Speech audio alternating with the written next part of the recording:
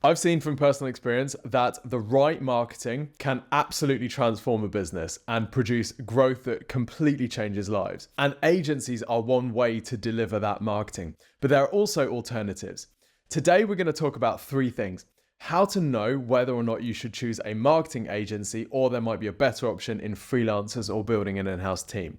Secondly, if you do choose to go the agency route, how to find the right one. And thirdly, if you find the right one, how to get the most out of them. Firstly, when you're listening to someone's advice about a topic like this, it's a good idea to understand where they come from so you can apply a healthy dose of skepticism. So full disclosure, here's my situation. Firstly, I founded a digital marketing agency called Exposure Ninja.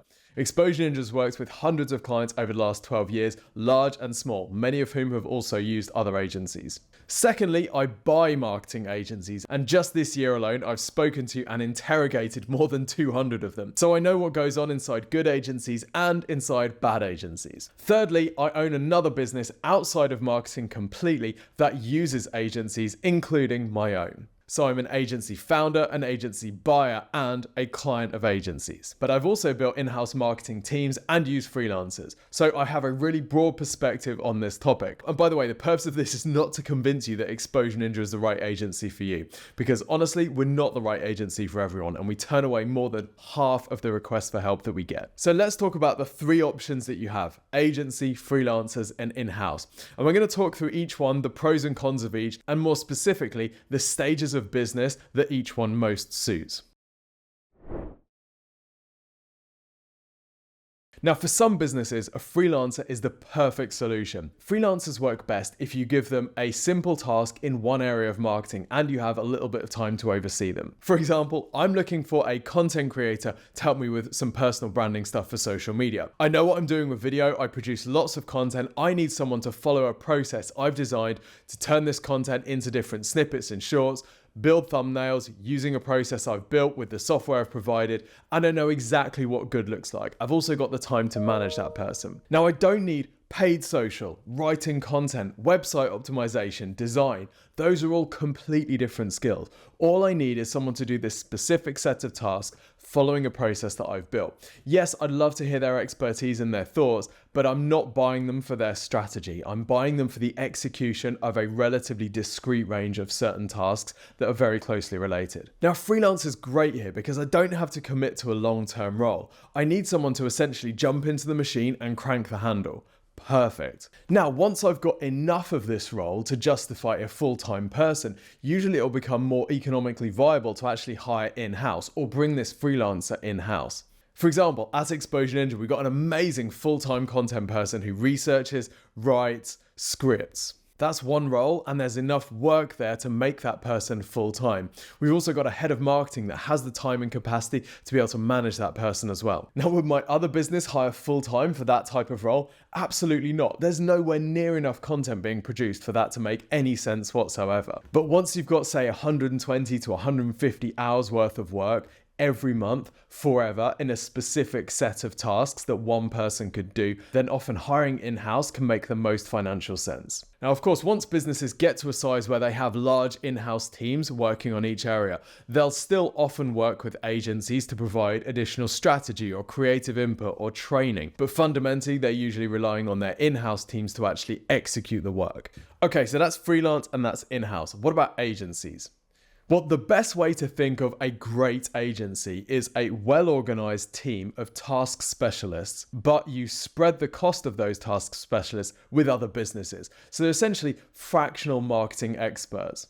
Let's talk about some specific examples. So let's say that your business is running ads. Now, unless you're running absolutely huge campaigns, it's unlikely that you'd have 120 to 150 hours of work per month on a specific ad channel. And whilst ad management might look like a single skill, usually it's actually built up of a few slightly different skills. For example, strategy, media buying, and then ad creative. So unless you have 120 to 150 hours worth of work each month in each of those three areas, or you're planning on hiring freelance specialists in each of those areas and managing them all together in one group, often it makes more sense to give that type of work to an agency. In that scenario with an agency, you get a team that's already built together, they know how to work, they've got previous experience on other campaigns together, and you get the benefit of that, but you don't have to take on that full-time cost. You're essentially splitting that cost with the other clients that the agency is working on. Well, let me give you a practical example of a large campaign, one which is actually large enough that you could say, well, why doesn't this business just hire in-house specialists? So we've got a client spending around $30,000 a month with us. Now you could hire a handful of channel specialists for that money. So why does it make any sense at all to use an agency in that scenario? Well, we're actually using that budget in a handful of areas for them. SEO, content, email marketing, pay-per-click, advertising across 2 different channels, and website development and CRO. Now within the SEO team, we've got a technical SEO, we've got SEO strategists, and we've got the managers of the SEO department that are involved in the planning and analysis of the results. To deliver the content component of their campaign, we've got writers, link outreach and digital PR, designers, video editors, and a dedicated editorial team. In pay-per-click, because they're running 2 channels, we've got a specialist Google Ads person and a specialist Meta Ads person. Then of course we've got the people generating the creative and strategists and managers that oversee all of the campaigns. In email marketing, we've got someone who understands email marketing and the platforms, maybe even a HubSpot specialist. And then we've got the writers of the emails, which also have to go through the editorial team. Then on the website side of things, we've got designer, developer. They are completely different roles. We've got QA and technical support, and then we've got conversion rate optimization. Then we've got an account or project manager tying all of this together and making sure the team is focused in the right areas.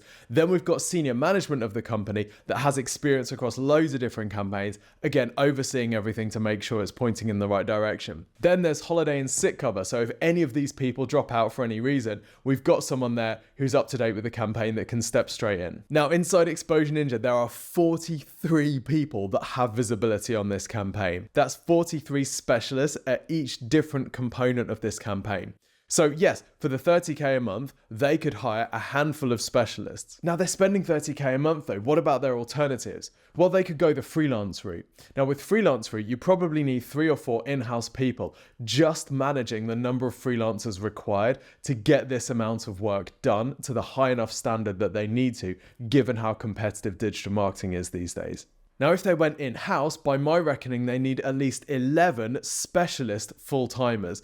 But the downside of taking this route would be that those people wouldn't be fully utilized, so they wouldn't need them full-time. Now, an agency gives them this specialism, but splits the cost with their other clients. So they're only paying a fraction of the cost of having these people dedicated full-time. So in summary then, there are times when freelance makes sense. You have specific tasks, you just want someone to crank the handle, and you have the time to manage them. In-house makes sense if you've got enough capacity of that work that bringing someone in-house rather than having them freelance makes sense. And an agency makes sense when you need lots of marketing specialists across different areas and there's not enough work in all of these areas to hire them in-house.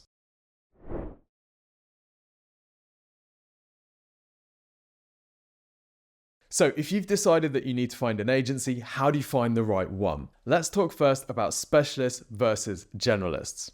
When I started digital marketing in 2007, I could have a pretty good go at running pay-per-click campaigns, building websites, and doing SEO. Fast forward to the 2020s and digital marketing is way too competitive for that sort of generalist mindset to work. If you think a website designed by someone who also does a bit of SEO and a bit of pay-per-click is going to cut it, you're going to be really disappointed. Even areas that look pretty close to each other like SEO and content are usually completely different skill sets. Even the ad platforms like Google and Meta, they are so competitive that we find we need specialists to work in each area if we're going to get the best results. This of course means that a small agency, say a team of 10 people offering 12 different services, there's going to be some compromises there. There's going to be no way that they can offer the level of service in each of these different areas. So my advice is if you're going to choose a small agency, make sure you're buying from them their signature dish. Most small agencies have a single service which they're known for, and then they've bolted on other services,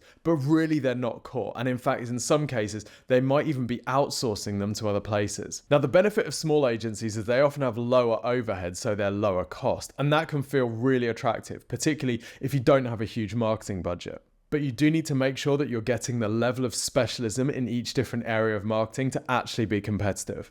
We built Exposure Ninja with specialist teams in specialist departments for exactly this reason. Now, this means we have a fairly large headcount, usually between 70 and 100 people. And this, of course, means that we have fairly significant overheads, which also means that we're not the cheapest. But it means that we can be really good at the things we do, which is really important, particularly if you're in a competitive industry. Having an agency that has lots of different specialisms also means you can move the focus of your campaign between different areas. For example, let's say we're working with a client on email marketing, and we get to a point where we've built out their flows, we've built out their automations.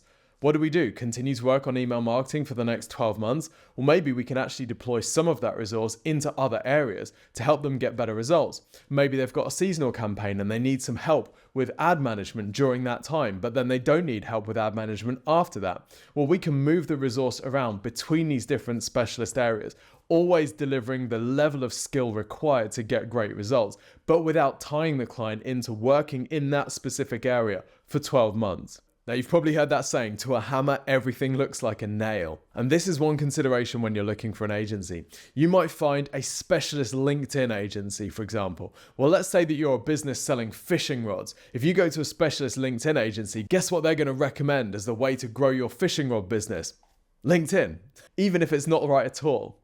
Whereas an agency with different specialisms can make recommendations based on your business and your target audience, rather than just looking out the back and saying, what have we got to sell a load of? Right, LinkedIn. LinkedIn for you, LinkedIn for you, LinkedIn for all. Another consideration when you're choosing an agency is whether you go for an industry specialist or you go for more of a generalist. And there are certain industries where agencies tend to congregate. For example, medical. So medical agencies will usually have a lot of experience in the typical medical marketing channels. They'll also understand the unspoken rules. And this can mean faster calibration with medical clients because they don't have to spend so long getting up to speed. It can also mean that the client has to provide less feedback because the agency does a lot of this type of work, although not always. But even this isn't always perfect. The downside of industry specialism can sometimes be status quo thinking. Your business comes in, they say, oh, we've seen one of these before, and they do exactly what they do with all of their other clients without providing any sort of creativity or original thought. Now, by contrast, Exposure Ninja has some areas of specialism, for example, healthcare, financial, and legal.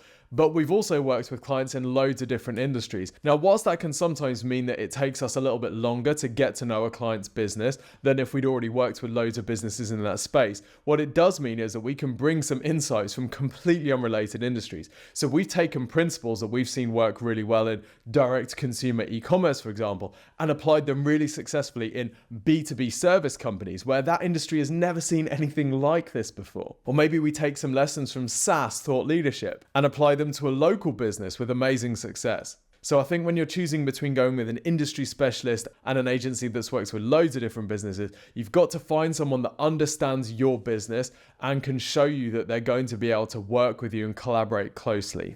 The final consideration when you're looking for an agency is working out what's most important to you and how you work. For example, some agencies have really fancy offices and their clients love coming in and brainstorming on whiteboards and being super creative. And it's a day out that they really enjoy. Now, at Exposure Ninja, that's not really our way of working at all. We like to be working really hard. We don't really like fluffy meetings with no agendas. We're not necessarily just in love with the doing of the thing. We want to actually get the results. So I think it's really important that you recognize which side of that continuum you are. Also consider communication styles. If you're the sort of person that loves to communicate with your agency on WhatsApp at 7 p.m. on a Sunday night, you're probably going to want a scrappy startup that's still on the rise. Yes, they might be a little bit more disorganized. Yes, there might be a bit more chaos, things might get missed, but they're going to be really adaptable to things in the moment and really fluid. Now again, contrasting this to EN, we're very well organized. We like to have everything researched and planned and intentional. Yes, we're going to take it seriously. We're going to put it into a plan and execute it when it's the right time, but we're not going to be changing direction loads of times. We're going to build a plan that we have high confidence that's working, and then we're going to execute that plan, making sure that we're adjusting as we go. We're not going to be turning up each day and going, right, what are we doing today?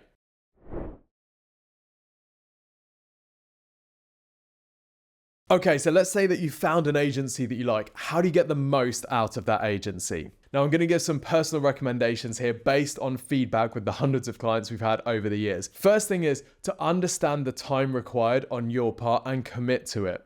If you want some help with your digital marketing and you'd love to see what Exposure Ninja would do for your business, then you can request a free website and marketing review. During this review, we'll take a look at everything that you've been doing so far, and we'll also have a look at the opportunities for growth that are there at your disposal. We'll take all of this research and turn it into a video which we'll send to you, which shows you where we think you should be prioritizing to hit your marketing goals over the next 12 to 18 months. Not everybody is eligible for this service, so you do need to apply for this, and to do that you go to exposureninja.com/review. We've had clients over the years that never turn up to their calls. They never give us any feedback, and they check in with us maybe every 6 months to say, oh, how are things going? That's fine because they're clear about that up front and we can build for that. They give us sign off on things and they let us get on with our work. Now, my first piece of advice is be honest with your agency. Now, there's two sides of this. Firstly, if things aren't going well, either with results or how you're finding the relationship, you've got to let the agency know. Don't be scared. The best agencies aim to please and they will be flexible, but they can only do that if they know where you're at. On the flip side, if things are going great, let the agency know. We marketers are often people pleasers and we love nothing more than knowing that our work is generating some great results. We get really pumped when a client gives us a great testimonial. It's one of the best feelings internally that we get. Now that might sound obvious, but some clients take a different track. Some clients don't want us to know exactly how well things are going because they're worried that we'll get lazy or complacent. That's really not how most marketing agencies work. When they know that something is going well, they get really excited and they want to do more of that and they want to help get to the next level. There's no better feeling than knowing that the work that you pour your heart into is actually doing something and having a positive effect. The other approach that we've sometimes seen over the years, I can only describe as treat 'em mean to keep 'em keen. This can be anything from very volatile communication to openly berating team members, and can sometimes get really nasty. Now, of course, we know that business can be stressful at times, and the team are used to that. But what I'd say is if the team are really excited about working on your campaign, they're generally going to do much better work than if they're just constantly living in fear and scared of making a suggestion that the client doesn't like. It's really important to involve stakeholders in the process when you're working with an agency as well. Let me give you a true story here. We spent months planning, wireframing, designing, and building a website for a client. We poured our heart and soul into this, and so did the marketing manager on the client side. We were really pleased with this. We were really proud and excited to get this website launched. But just before the launch, the client's boss comes in and says, I don't really like that. These things need to change. Now, yes, that's demoralizing for everyone involved on the agency and the client side, but it's also really costly because it means that work has to be redone. So whilst it's annoying to have to go up and around the organization to get sign-offs on things and to make sure people are involved throughout the process, it's a really good idea. We like to meet the other stakeholders in our clients' businesses as early and as often as we can to make sure that everyone is coming along the journey together. It just saves a ton of time later on. My final piece of advice is once you've found an agency that you trust and is getting good results for you, give them more rope. Our most successful clients give us the flexibility to try things, to be bold. Now, the thing about testing things and being bold is not everything works. Sometimes there'll be an idea which is a total loser, but on balance, a highly skilled team that is trying new things will generally come up with many, many more winners than they will losers. Now, another aspect of giving an agency more rope is if I gave you a machine and you put $1 in and $5 came out, you're probably going to everyone you know to find as many dollars to put in this machine as you possibly can, right? With most digital marketing, when something is working, the more you increase the input, the more you increase the output. Now, I'm not saying here throw good money after bad. Some inexperienced or unskilled agencies will just reply to every question with, you need to give us more money to do that. I'm not suggesting that for a second. I'm talking about when something is working well, let's say you've got some great PPC results, well, maybe you give the agency more money to expand into different channels. Or let's say your rankings are really starting to improve and you can see your organic traffic increase big. Well, maybe you give that agency some more budget to expand the amount of content they're producing or rebuild your website in a way to capture even more of that upside. But when things are going super well, back your agency to do more of that for you. So I hope you found this useful. There are loads of agency horror stories and success stories out there. But I think if you follow these 3 logical steps, you'll find an approach to your digital marketing that works best for you. Until next time, see you soon.